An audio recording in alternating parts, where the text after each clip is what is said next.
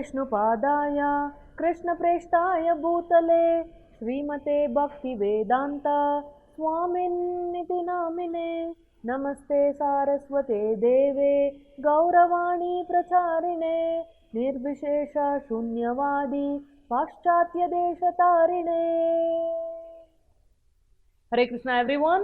So we are discussing shloka number 13 about the Varnashrama system, which is coming in chapter 4, Transcendental Knowledge of Srimad Bhagavad Gita. So if you haven't already watched the previous 3 or 4 episodes, you are really missing out on a lot. You need to go back and watch all of them and then come back and watch this, because we've been diving deeper into this. So we are doing a comparative study on different parameters. On one hand, we have Krishna created Varnashrama system, and on the other hand, we have man-made so-called modern system. And until now, we've talked about time, we talked about unemployment and inflation, we talked about education, and so far, in all the areas that we have discussed, Varnashrama system is by far the better option. So let's talk about relationships now. Because anybody who is not in happy relationships, if you go tell them, for example, if somebody is going through a divorce, and if we tell them, why don't you chant Hare Krishna, will he be able to peacefully chant Hare Krishna? Will he be able to study Bhagavad Gita, Bhagavatam? No. A certain level of decent number of relationships are needed. We are social beings. If we have some kind of peace in our relationships, then we can also focus better on a higher thing, that is spirituality. So clearly, right now in the so-called modern times, the divorce rate is going up and up and up. And what does this indicate? The tolerance levels are going down and down and down. Don't get me wrong, I don't mean to say that in Vedic system all the couples, have happily lived ever after. They also had their fair share of issues, they also had problems, but it is not like now. They knew how to earn the trust in the relationship. They were loyal to their partners, not like extramarital affairs, premarital affairs.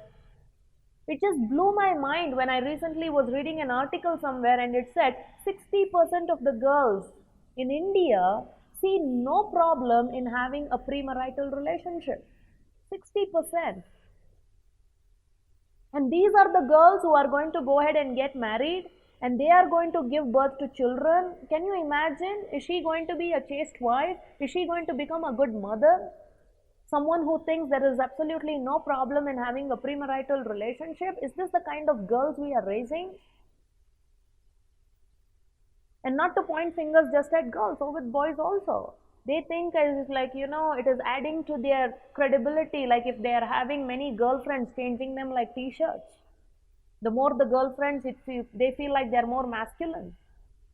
And is this the kind of boys we are raising with such kind of responsibility, or the lack of it, I should say?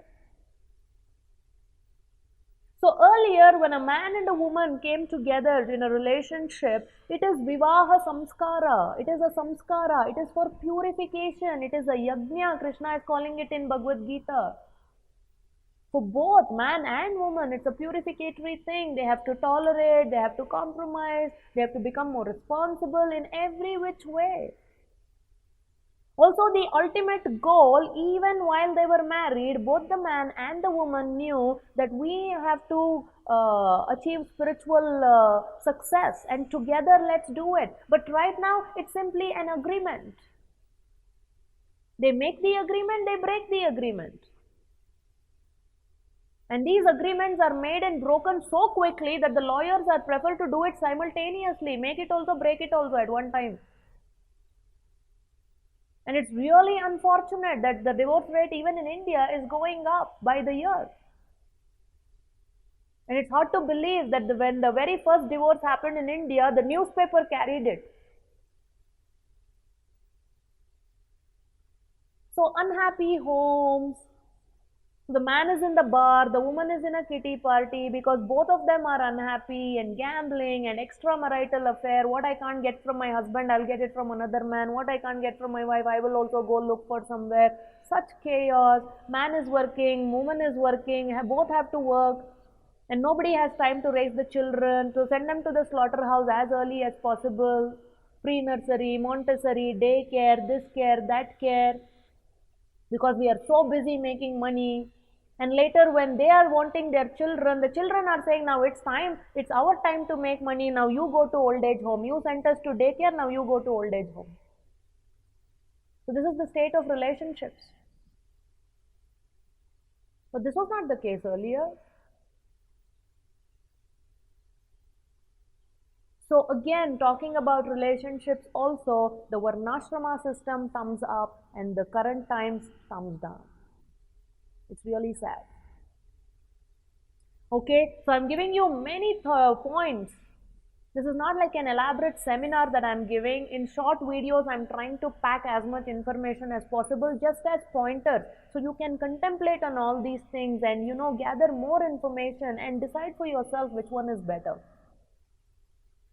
So we are still not done with this. There are a few more parameters that I want to come back and talk about, but that we will do in the next video. Until then, you take care. Hare Krishna.